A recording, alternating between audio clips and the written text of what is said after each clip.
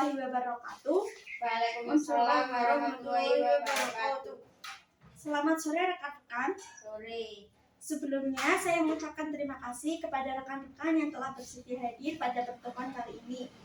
Tak lupa pula saya mengucapkan terima kasih kepada Bu Hanindia selaku dosen pengampu mata kuliah berbicara yang telah mempersilahkan saya untuk mengisi acara pada sore hari ini. Pertama-tama, marilah kita panjatkan puja dan puji syukur atas kehadirat Allah yang telah melimpahkan nikmat sehat, nikmat iman, serta nikmat Islam kepada kita, sehingga kita dapat berkumpul pada sore hari ini dengan keadaan sehat walafiat. Salawat serta salam kita aturkan kepada junjungan kita, Nabi Muhammad SAW. Semoga di yaumul akhir nanti kita mendapatkan syafaatnya. Amin, amin ya rabbal alamin. Saya Rifda Nabila Putri, perwakilan dari PBSIB semester 1 yang akan presentasi dengan materi kondisi psikologis anak broken home. Alasan saya mengangkat topik ini karena banyaknya kasus perceraian yang terus mengalami peningkatan, terutama pada masa pandemi COVID-19 ini, yang jumlahnya menunjukkan 6,4% dari 72,9 juta rumah tangga atau sekitar 4,7 juta pasar. Dan banyaknya kasus kenakalan remaja yang akhirnya muncul. Sebelum saya memulai materi pada hari ini, apakah dari rekan-rekan sekalian ada yang sudah tahu mengenai apa sih itu broken home? Jika ada, silakan tunjuk jari kalian dan utarakan apa yang kalian mengerti. Baik, tidak ada. Jika tidak ada, saya akan menjelaskan materi. Broken home ialah kondisi di mana struktur keluarga tidak berjalan dengan semestinya atau bisa dibilang mengalami perpecahan. Umumnya, kerusakan struktur peran ini terjadi karena perceraian. Namun, ada pula kondisi di mana kedua orang tua mereka tidak bercerai, namun kekurangan kasih sayang dari mereka menyebabkan anak ini merasa broken home. Dikutip dari Brown University yang mengatakan bahwa idealnya keluarga adalah tempat tumbuh dan berkembang secara fisik dan mental bagi seorang anak. Tentunya dalam sehari-hari pun kita selalu mendengar bahwa keluarga adalah guru pertama kita. Nah, jika dalam keluarga saja sudah mengalami perpecahan struktur atau kerusakan struktur, maka perkembangan anak ini pun akan terganggu sehingga menyebabkan anak tidak mengalami perkembangan secara signifikan dan membuat anak ini berbeda dengan yang lain. Adapun faktor-faktor yang menyebabkan broken home, yakni faktor perceraian. Faktor perceraian adalah faktor yang paling sering menyebabkan broken home. Yang kedua adalah faktor kurangnya perhatian. Karena kesibukan yang dimiliki masing-masing pribadi orang tua, mereka lupa akan anak mereka, sehingga anak pun merasa kesepian di dalam rumah. Yang ketiga adalah kekerasan dalam rumah tangga. Kekerasan dapat menyebabkan anak trauma akan rumah, sehingga mereka lebih memilih untuk keluar dari rumah. Dan bisa dikatakan anak ini mengalami broken home. Yang faktor yang keempat adalah faktor kematian. Namun, pada faktor keempat ini, tidak semuanya dapat menyebabkan broken home. Yang saya maksud adalah karena faktor kematian ini salah satu yang bertahan hanya terpuruk dan bahkan menyalahkan kondisi ini kepada anak-anak mereka dan lalai akan tanggung jawab mereka. Sehingga anak pun nantinya akan merasa bersalah dan lain sebagainya. Nah, adapun sifat-sifat yang dapat kita ketahui dari anak broken home ini. Hidup di bawah trauma emosional dapat menghancurkan kondisi mental mereka. Indian Journal Psychological Medicine mengatakan ada hubungan yang erat antara keluarga dan gangguan depresi. Maka tak heran jika ada beberapa anak dengan kondisi keluarga yang tak utuh ini mengalami penyakit mental. Nah, beberapa sifat yang dapat kita ketahui adalah pertama, sensitif.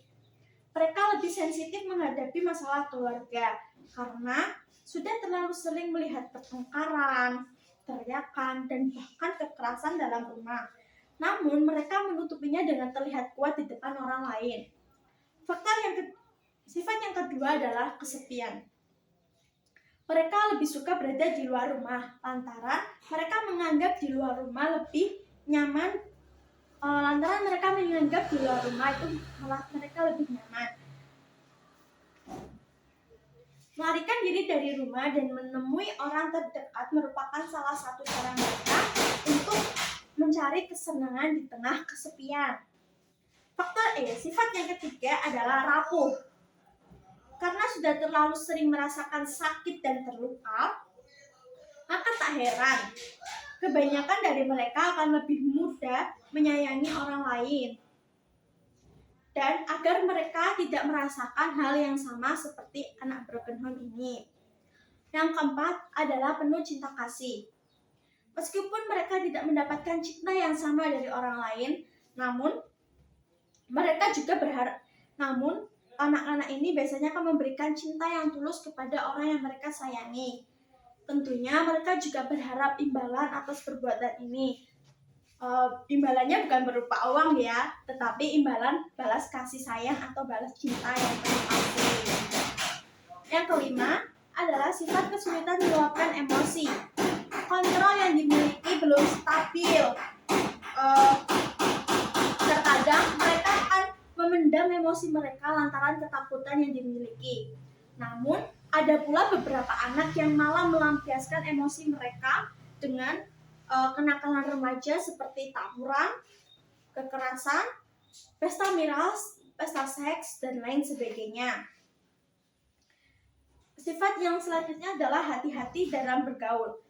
Tentunya kita sering melihat nih ya, anak-anak broken home ini kok menyendiri terus. Nah, ini tuh bukan disebabkan karena mereka kesepian. Tidak selamanya seperti itu. Karena nyatanya mereka sulit bergaul atau mereka ini hati-hati dalam bergaul dan mereka lebih sensitif dalam menilai orang sehingga mendapatkan teman itu mereka sangat selektif. Sifat yang selanjutnya adalah overprotective. Mereka akan bertindak sebagai pelindung bagi orang yang mereka sayang. Ingin melindungi orang yang berharga. Nah, biasanya orang yang dianggap mereka berharga itu adalah orang yang terdekat mereka, orang yang biasa mendengarkan curahan hati mereka, dan orang yang selalu ada di samping mereka. Nah, adapun dampak-dampak yang ditimbulkan dari broken home ini. Yang pertama adalah masalah emosional. Keadaan ini dapat memicu depresi dan rasa cemas.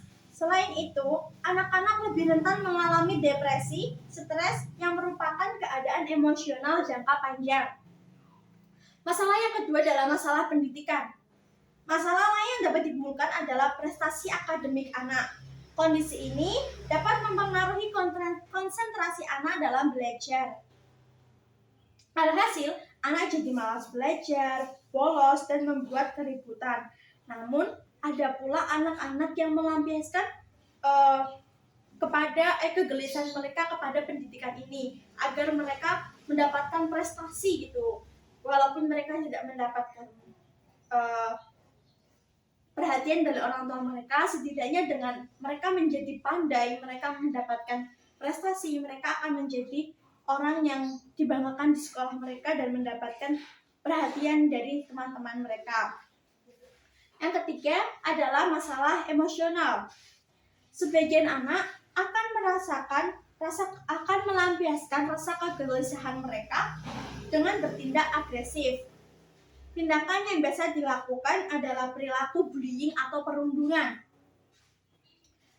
ataupun tawuran, dan hal ini dapat mempengaruhi hubungan anak dengan kondisi sosial mereka. Yang keempat adalah rasa cemas berlebih. Psikolog Kirby Card menyatakan bahwa anak broken home akan memiliki sifat sinis dan rasa tidak percaya diri terhadap suatu hubungan. Kecemasan ini membuat mereka sulit dalam melakukan interaksi sosial. Nah, ada pun dampak-dampak lain yang dapat ditimbulkan seperti perubahan peran anak, menyalahkan dirinya sendiri, kehilangan kasih sayang, dan menjadi lebih posesif. Ternyata mengerikan sekali ya dampak yang ditimbulkan dari broken home ini. Nah, bagaimana sih cara pencegahan supaya huru-hara dalam rumah tangga ini tidak menyebabkan anak broken home? Pencegahan yang pertama dapat dilakukan adalah hindari memperlihatkan pertengkaran di depan anak, karena pertengkaran di depan anak itu akan membuat anak bertanya-tanya dan mereka akhirnya depresi karena banyak pikiran. Yang kedua, ajari anak selalu berpikir positif. Yang ketiga, jangan biarkan anak menyalahkan dirinya sendiri. Yang keempat, luangkan waktu untuk mendengarkan curahan hati mereka ataupun memberikan edukasi kepada anak mereka. Yang kelima, bawa ke psikolog jika kondisi psikologis mereka sudah sangat terganggu. Nah, jika pun terpaksa melakukan perceraian, berikan pengertian yang baik kepada mereka secara berkala, sehingga mereka nantinya juga tidak kaget dengan keadaan ini. Sekian materi yang dapat saya sampaikan. Kurang lebihnya saya mohon maaf. Namun sebelum saya menutup acara pada sore hari ini, apakah dari teman-teman sekalian ada yang ingin bertanya? Tidak. Baik, jika tidak ada. Nah, dari beberapa hal yang sudah disampaikan tadi, saya dapat menyimpulkan yaitu menjaga sebuah keharmonisan rumah tangga bukanlah untuk diri kita sendiri, namun untuk seluruh anggota keluarga. Dan janganlah bertindak egois dengan mementingkan kepentingan pribadi. Lebih utamakan keadaan keluarga mereka agar nantinya menghindari hal-hal yang tidak ingin terjadi. Memperhatikan kondisi psikologis anak juga hal yang wajib dilakukan oleh setiap orang tua. Jangan sampai mereka lalai dan tahu-tahu anak ini sudah dalam kondisi psikologis yang sangat-sangat memprihatinkan. Sekian dari saya, kurang lebihnya saya mohon maaf. Wassalamualaikum warahmatullahi wabarakatuh. Waalaikumsalam warahmatullahi wabarakatuh. Ya ampun, oke.